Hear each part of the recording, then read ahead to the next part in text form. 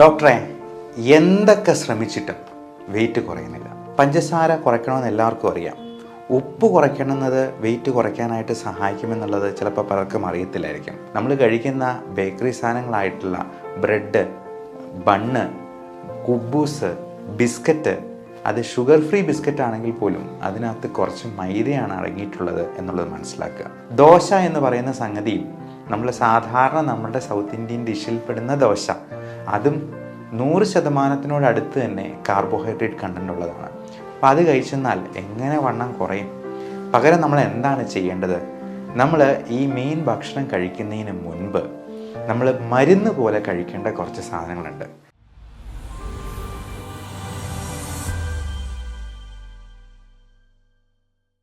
ഡോക്ടറെ, എന്തൊക്കെ ശ്രമിച്ചിട്ടും വെയിറ്റ് കുറയുന്നില്ല. ഭക്ഷണം ഒരല്പമേ കഴിക്കാറുള്ളൂ, ജീവൻ നിലനിർത്താൻ മാത്രം. 1 മണിക്കൂറിലേറെ വ്യായാമം ചെയ്യുന്നുണ്ട്. എന്ത് ചെയ്തിട്ടും എൻ്റെ വെയിറ്റ് കുറയുന്നില്ല. ഇത് ഇന്ന് വിളിച്ച ഒരു സെലിബ്രിറ്റിയുടെ വൈഫ് പറഞ്ഞ വാചകമാണ്. അദ്ദേഹം ആരാണെന്ന് ഞാൻ പറയുന്നില്ല. ഈ ചേച്ചി എൻ്റെ അടുത്ത് ഒരു കാര്യം കൂടി പറഞ്ഞു. ചേട്ടന് വെയിറ്റ് തീരെ ഇല്ല എന്നുള്ളതാണ് എൻ്റെ ഏറ്റവും വലിയ പ്രശ്നമെന്ന്. സെലിബ്രിറ്റി ആരാണ് എന്ന് ഊഹിച്ച് തല പുകയ്ക്കൊന്നും വേണ്ട. എന്തായാലും ഇങ്ങനെ ഈ പ്രശ്നം നേരിടുന്ന ഒരുപാട് ആളുകൾ നമ്മുടെ മുൻപിലുണ്ട് എന്നുള്ളത് വ്യക്തമായിട്ട് നമുക്ക് മനസ്സിലാക്കാം. എന്തൊക്കെ ശ്രമിച്ചിട്ടും വെയിറ്റ് കുറയണില്ല, പൊണ്ണത്തടി. അവരൊരു കാര്യം കൂടെ പറഞ്ഞു, എൻ്റെ മകൾക്ക് എന്നേക്കാൾ വണ്ണമാണ്.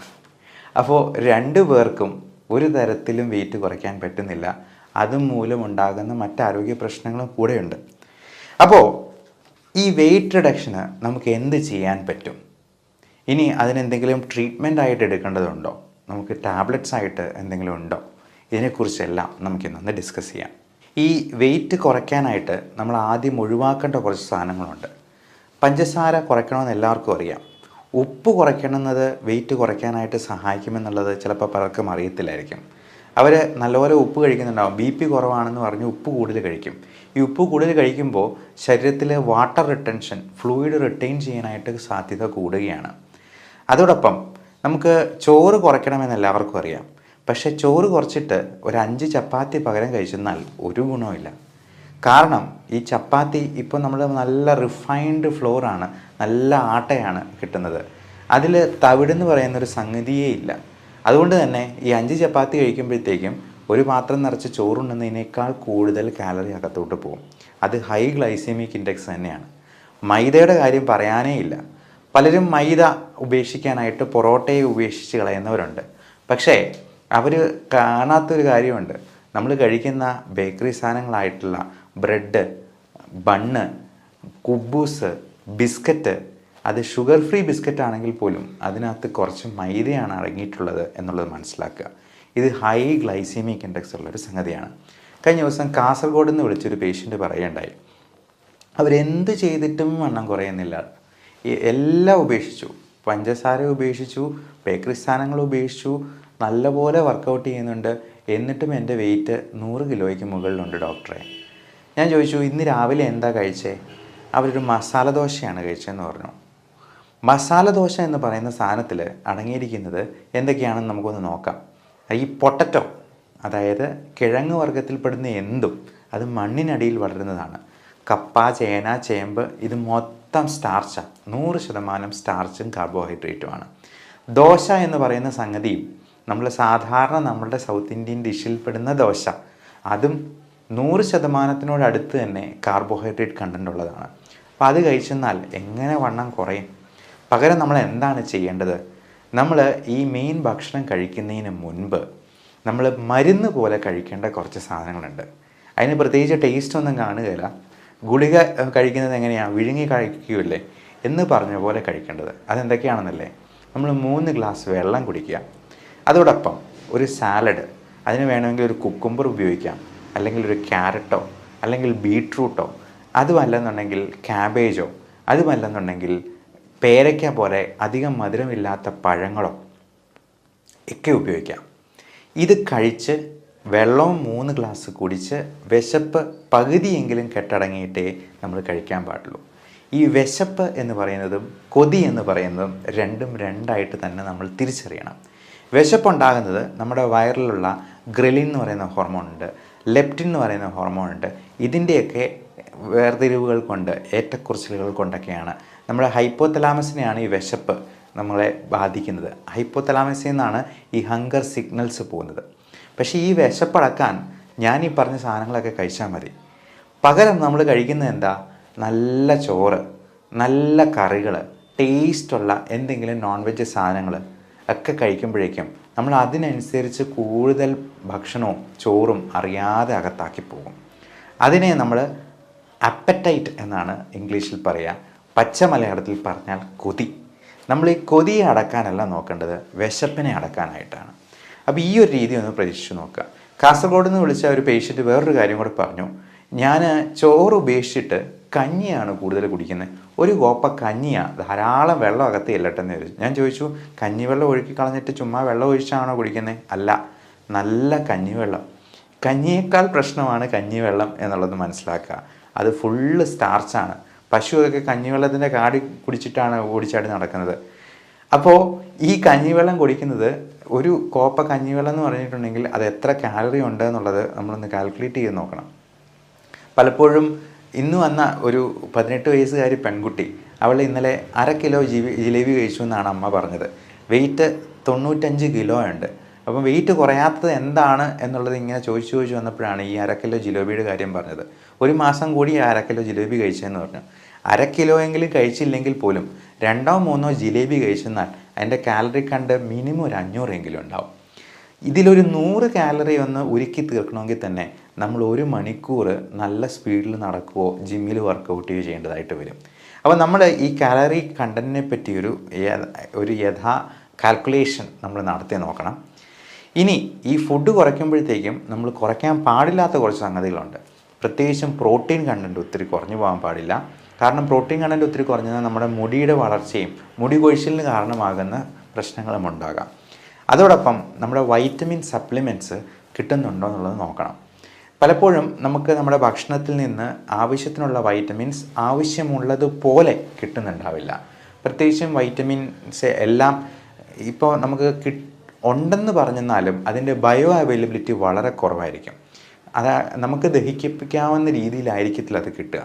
പശുവിൻ്റെ ഉദാഹരണം തന്നെ എടുക്കാം. പശു ഇഷ്ടംപോലെ പുല്ല് തിന്നുന്നുണ്ട്. പക്ഷെ അതുപോലെ തന്നെ മനുഷ്യൻ പുല്ല് തിന്നിട്ടുണ്ടെങ്കിൽ അവനാവശ്യമായിട്ടുള്ള ഊർജ്ജം അതിൽ നിന്ന് കിട്ടത്തില്ല. വേണമെങ്കിൽ കുറച്ച് ഫൈബർ കണ്ടൻറ്റ് കിട്ടുമെന്നുള്ളത് മിച്ചം. അപ്പോൾ ഈ വൈറ്റമിൻസ് പലപ്പോഴും നമ്മൾ ടാബ്ലറ്റ് ഫോമിൽ പുറമേ നിന്ന് സപ്ലിമെൻറ്റ് ചെയ്യുന്നതായിട്ട് വരാം. പലപ്പോഴും പല ന്യൂട്രിയൻസിൻ്റെയും നമ്മുടെ ബ്ലഡിലെ ലെവൽസ് പോലും കാൽക്കുലേറ്റ് ചെയ്യാനുള്ള, മെഷർ ചെയ്യാനുള്ള ടെസ്റ്റുകൾ നമുക്കിന്ന് അവൈലബിൾ അല്ല. അതുകൊണ്ട് ഇങ്ങനെയുള്ള ന്യൂട്രിയൻസ് കിട്ടാനായിട്ട് നിങ്ങളുടെ ഡോക്ടറുടെ സഹായത്തോടു കൂടി അതിന് വേണ്ട വൈറ്റമിൻ സപ്ലിമെൻറ്റ്സും കൂടി സെലക്ട് ചെയ്യാം. അതോടൊപ്പം ഈ എക്സസൈസിനെ കുറിച്ചും കൂടി പറയട്ടെ. എക്സസൈസ് നമുക്ക് എയ്റോബിക് എക്സസൈസ് മാത്രം പോരാ, അല്ലെങ്കിൽ സ്ട്രെങ്തനിങ് എക്സസൈസ് മാത്രം പോരാ, അല്ലെങ്കിൽ സ്ട്രെച്ചിങ് എക്സസൈസ് മാത്രം പോരാ. ഇത് മൂന്നും വേണം. സ്ട്രെച്ചിങ് വേണം, സ്ട്രെങ്തനിങ് വേണം. സ്ട്രെച്ചിങ് എന്ന് പറഞ്ഞു കഴിഞ്ഞാൽ നമ്മുടെ ജോയിൻസിനെ എല്ലാം നമ്മൾ നല്ലപോലെ, വിജാഗിരി പോലെയുള്ള മുട്ടുകളെക്കുറിച്ച് നമ്മളൊരു വീഡിയോ ചെയ്തതാണ്. അപ്പോൾ അതുപോലെ എണ്ണ ഒഴിച്ച് കൊടുക്കുന്നത് പോലെ, അല്ലെങ്കിൽ ഇടയ്ക്കിടയ്ക്ക് അടയ്ക്കുകയും തുറക്കുകയും ചെയ്യുന്നത് പോലെ നമ്മൾ ജോയിൻസിനും എല്ലാം സ്ട്രെച്ചിങ് എക്സസൈസുകൾ ചെയ്യണം. അതോടൊപ്പം നമ്മൾ സ്ട്രെങ്ത് ബിൽഡിംഗ് ആയിട്ടുള്ള മസിൽസിനെ സ്ട്രെങ്തനിങ് ചെയ്യുന്ന രീതിയിലുള്ള ഡംബിൾസ് ഉപയോഗിക്കണമെന്നൊന്നുമില്ല. നമുക്ക് ഓരോ മസിൽസിനും ഓരോ തരത്തിലുള്ള എക്സസൈസ് ഉണ്ട്. അതുപോലെ എയ്റോബിക് എക്സസൈസ് എന്ന് പറഞ്ഞാൽ നമ്മുടെ ഹാർട്ട് റേറ്റ് 140 ആകുന്നവരെ. ഈ നടപ്പെന്ന് പറയുന്ന ഒരു മടിയന്മാരുടെ എക്സസൈസാണ്. അപ്പോൾ ഈ നടപ്പിന് പകരം നമുക്ക് 100 തവണ ഒന്ന് ഉയർന്ന് ചാടുകയോ, അല്ലെങ്കിൽ 50 പുഷപ്പ് എടുക്കുകയോ, അല്ലെങ്കിൽ സ്ക്വാറ്റ്സ് എടുക്കുകയോ ചെയ്യുന്നത് വഴി നമുക്ക് നമ്മുടെ ഹാർട്ട് റേറ്റ് ഒന്ന് കൂട്ടാൻ പറ്റും. എന്നാൽ മാത്രമേ അതൊരു കാർഡിയാക് എക്സസൈസായിട്ട് കണക്കാക്കാൻ പറ്റുള്ളൂ. അതുപോലെ നമുക്ക് ഈ കാർബോഹൈഡ്രേറ്റ്സിന് പകരം പ്രോട്ടീൻ റിച്ച് ഫുഡായിട്ട് നമുക്ക് സപ്ലിമെൻറ്റ് ചെയ്യാം. അപ്പോൾ എഗ് ഡയറ്റ് എന്ന് പറയുന്ന ഒരു സംഗതിയുണ്ട്. എഗ് വൈറ്റ് മാത്രം, നമ്മൾ എഗ് യോക്ക് ഉപേക്ഷിക്കും. എഗ് വൈറ്റ് കഴിച്ചെന്നാൽ തന്നെ, പ്രോട്ടീൻ റിച്ച് ഫുഡ് കഴിച്ചെന്നാൽ തന്നെ നമുക്ക് നല്ല രീതിയിൽ ഒരു വിശപ്പ് മാറുന്ന ഒരു ഫുൾ ആയിട്ടുള്ള ഒരു ഫീലിംഗ് കിട്ടും. അതുപോലെ കീറ്റോ ഡയറ്റ് നമുക്ക് ഒത്തിരി നാളത്തേക്ക് കണ്ടിന്യൂ ചെയ്യാൻ പറ്റില്ല. മാക്സിമം 2 മാസം വരെയൊക്കെ. അപ്പം ഉടനടി വെയിറ്റ് കുറയ്ക്കേണ്ടവരാണെന്നുണ്ടെങ്കിൽ മാത്രം കീറ്റോ ഡയറ്റ് എടുക്കുക. അല്ലെങ്കിൽ ലോങ് ടേം ആയിട്ടുള്ള ഡയറ്റ് കീറ്റോ ഡയറ്റ് എടുക്കുന്നതുകൊണ്ട് ചിലപ്പോൾ യൂറിക് ആസിഡ് കൂടാനുള്ള സാധ്യതയുണ്ട്. മറ്റ് ഹെൽത്ത് ഹസാർഡ്സ് അതിനകത്ത് ഇൻവോൾവ് ആണ് എന്നുള്ളത് മനസ്സിലാക്കുക. നമ്മുടെ വീട്ടിൽ തന്നെ ഒരു ഡിജിറ്റൽ വെയിങ് ബാലൻസ് വാങ്ങി സൂക്ഷിക്കുക. അപ്പോൾ 0.3 ഡെസിമൽ പ്ലേസ് 0.1 ഡെസിമൽ പ്ലേസ് പോലും കാണാൻ പറ്റുമെന്നുണ്ടെങ്കിൽ നമ്മൾ രാവിലെ എണീറ്റ് ഒന്ന് വെയിറ്റ് നോക്കിയെന്നാൽ നമുക്ക് തന്നെ ഒരു സമാധാനമാണ്. വെയിറ്റ് കുറഞ്ഞില്ലെങ്കിൽ പോലും അത് കൂടുന്നില്ല എന്നുള്ള ഉറപ്പ് വരുത്തുക. ഏറ്റവും രാവിലെ തന്നെ വെയിറ്റ് നോക്കുന്നതാണ് അതിന് ഏറ്റവും ഉചിതമായിട്ടുള്ളത്. അതാണ് ഏറ്റവും കുറഞ്ഞിരിക്കുന്ന വെയിറ്റും. അതുപോലെ ഷുഗർ ഉള്ളവർക്കൊരു ഗ്ലൂക്കോമീറ്റർ വാങ്ങിച്ചു വയ്ക്കാം. BP ഫ്ലക്ച്വേഷൻ ഉള്ളവർക്ക് BP അപ്പാരറ്റസ് വാങ്ങിച്ചു വയ്ക്കാം. എന്നിട്ട് നമ്മൾ തന്നെ ഇതിനെപ്പറ്റി ഒരു ട്രാക്ക് ചെയ്യേണ്ടത് അത്യാവശ്യമാണ്. ഇൻ്റർമീഡിയൻറ്റ് ഫാസ്റ്റിംഗ് വളരെ നല്ലൊരു ഫാസ്റ്റിംഗ് മെത്തേഡാണ്. 14 to 16 hours ആണ്. അത് പട്ടിണിയല്ല. ഒരു 18 hours കൂടുതൽ ഫാസ്റ്റ് ചെയ്യുന്നാലേ അത് പട്ടിണിയായി മാറത്തുള്ളൂ. 16 hours വരെയും നമ്മൾ ഫാസ്റ്റ് ചെയ്ത് കഴിഞ്ഞാൽ നമ്മുടെ ബോഡിയിലെ ഫാറ്റ് ബേൺ ചെയ്യാനായിട്ട് തുടങ്ങും. അതുവരെയും നമ്മുടെ ഉള്ള ഗ്ലൂക്കോസൊക്കെ വെച്ചിട്ട് അതിൻ്റെ ആ ഒരു പാത്വേ തന്നെ അങ്ങനെയാണ്. നമ്മൾ ബയോകെമിസ്ട്രിയിൽ അങ്ങനെയുള്ള കാര്യങ്ങൾ പഠിക്കാറുണ്ടായിരുന്നു. അപ്പോൾ ഇതിൻ്റെ പാത്വേസ് തന്നെ ഡിഫറെൻ്റ് ആണ്. 16 മണിക്കൂർ പോയി ഫാസ്റ്റ് ചെയ്ത് കഴിഞ്ഞാൽ നമ്മുടെ ഫാറ്റ് ഉരുകാനായിട്ട് തുടങ്ങത്തുള്ളൂ. ഈ 16 മണിക്കൂർ നമ്മൾ ഉറക്കം കൂടെ ഉൾപ്പെടുത്തി നമ്മൾ രാത്രിയിലത്തെ ഫുഡ് സ്കിപ്പ് ചെയ്യുന്നതാണ് ഏറ്റവും നല്ലത്. അപ്പോൾ രാത്രി ഒരു 6 മണിക്ക് മുമ്പ് ഭക്ഷണം എല്ലാം കഴിച്ചിട്ട് പിന്നെ 0 കാലറി ഡയറ്റിലോട്ട് പോവുക. അത്യാവശ്യം ഉണ്ടെങ്കിൽ മാത്രം 0 കാലറിയിലുള്ള വല്ല ഗ്രീൻ ടീയോ വെള്ളമോ കുടിച്ച്, അല്ലെങ്കിൽ ഒട്ടും കണ്ടൻ്റ് ഇല്ലാത്ത കാലറി ഇല്ലാത്ത കുക്കുംബറോ എന്തെങ്കിലും കഴിക്കാനായിട്ട് സാധിക്കുന്നതാണ്. അതോടൊപ്പം നമ്മൾ ശ്രദ്ധിക്കേണ്ട വേറൊരു കാര്യമുണ്ട്. നമ്മൾ ഈ ബ്രേക്ക്ഫാസ്റ്റ് ഒരുപാട് നേരത്തേക്ക് മാറ്റി വയ്ക്കുന്നതിനേക്കാൾ നല്ലത് ഈവനിങ് എത്ര നേരത്തെ നമ്മൾ ഫാസ്റ്റിംഗ് തുടങ്ങുന്നു. അപ്പം 6 മണിയെന്ന് പറഞ്ഞത് ഡ്യൂട്ടിയൊക്കെ കഴിഞ്ഞ് വരുന്ന സമയം അതായതുകൊണ്ടാണ്. ഒരു 5 മണിക്കോ 4 മണിക്കോ അത് സ്റ്റാർട്ട് ചെയ്യുവാണെങ്കിൽ നമുക്ക് ബ്രേക്ക്ഫാസ്റ്റ് ഇച്ചിരി നേരത്തെ കഴിക്കാൻ പാകത്തിന് ഇൻ്റർമീഡിയൻറ്റ് ഫാസ്റ്റിംഗ് നമുക്കൊന്ന് അഡ്ജസ്റ്റ് ചെയ്യാവുന്നതാണ്. അതുപോലെ ഈ ഉറക്കം വളരെ ഇമ്പോർട്ടൻറ്റ് ഫാക്ടറാണ്.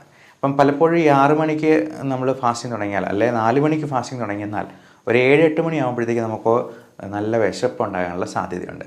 അതിന് ഈ ഉറക്കത്തിൻ്റെ പ്രശ്നമുള്ളവർക്ക് പലപ്പോഴും പല ആൻറ്റി ആങ്സൈറ്റി മരുന്നുകൾക്ക്, ആൻറ്റി ഡിപ്രഷൻ മരുന്നുകൾക്കൊക്കെ ഇതുപോലെ ഇങ്ങനെ ഇച്ചിരി ഉറക്കം കൂടെ പ്രദാനം ചെയ്യാനുള്ള കഴിവുണ്ട്. അത് അല്പം നേരത്തെ കഴിച്ച് എത്രയും നേരത്തെ തന്നെ കിടന്നുറങ്ങാനായിട്ട് നോക്കുക.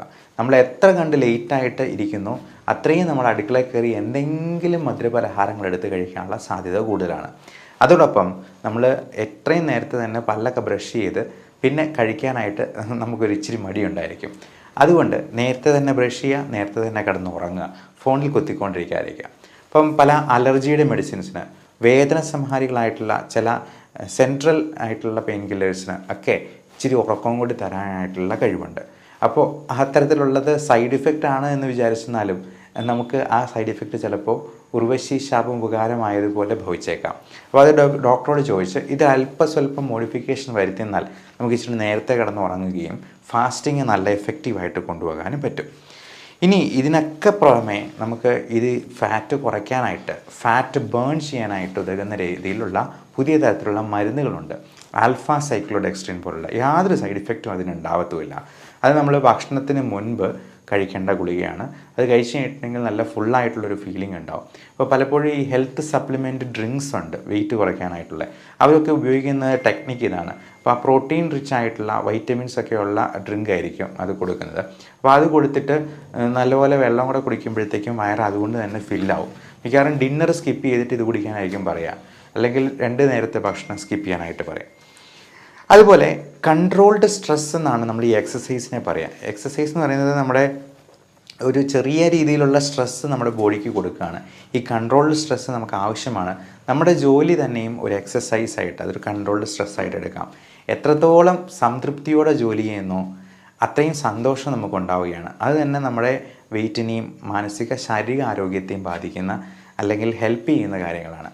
നമ്മുടെ ജോലി ഏറ്റവും ഭംഗിയായിട്ട് ഏറ്റവും സംതൃപ്തിയോടെ ചെയ്തു തീർക്കുക എന്നുള്ളതാണ് നമുക്ക് സന്തോഷം ഉണ്ടാക്കാവുന്ന ഏറ്റവും നല്ല കാര്യം. അതുപോലെ സ്ട്രെസ്സ് കുറയ്ക്കാനുള്ള കാര്യങ്ങളെല്ലാം നമ്മൾ ചെയ്യുക.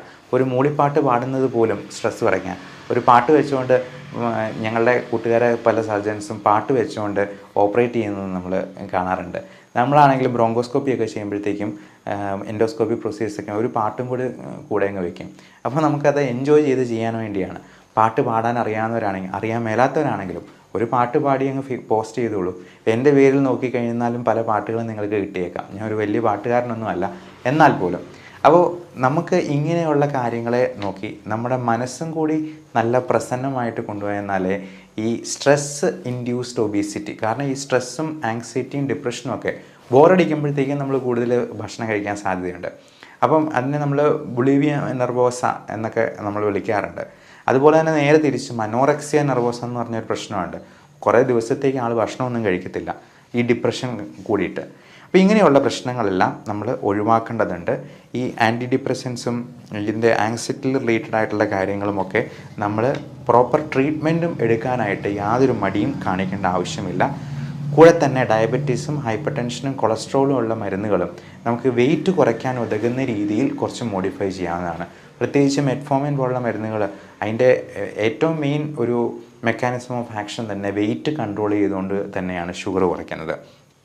അതുപോലെ പ്രോട്ടീൻ പ്രശ്നങ്ങളുള്ളവർക്ക് പ്രോട്ടീൻ സപ്ലിമെൻറ്റ്സ് എടുക്കുമ്പോഴത്തേക്കും അതിൻ്റെ അലർജി ഉണ്ടോ എന്നുള്ളത് പ്രത്യേകം നോട്ട് ചെയ്യുക.